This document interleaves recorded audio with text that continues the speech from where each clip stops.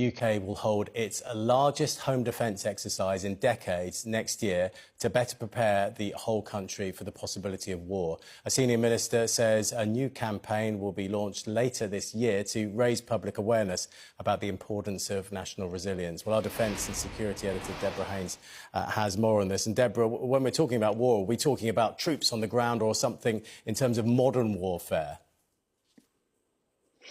Well, I mean, this is something that has been planned and talked about behind the scenes for a lot of months now. So I think for people that have been involved in home defence planning and national resilience, it really is a big moment.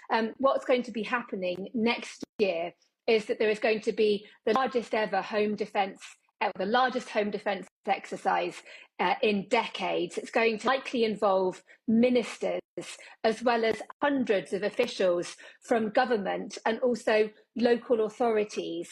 It's going to be playing out over a number of days. We'll be testing the UK's responses to what's known as hybrid threats. Now, the statement that's been released by Darren Jones and the Cabinet Office, so he's the Secretary to the Prime Minister, doesn't go in details about the kind of threats that will be simulated. But when you're talking about hybrid attacks, it's under the threshold of all-out war. It could be cyber attacks, it could be sabotage attacks to things like critical undersea cables or potentially assassinations.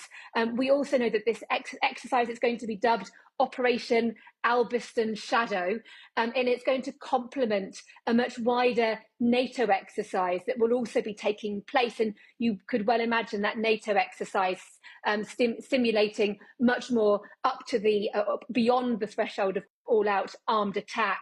And this is the kind of exercise that used to take place fairly routinely during the Cold War in terms of home defence preparedness, as well as complementing wider NATO defence planning.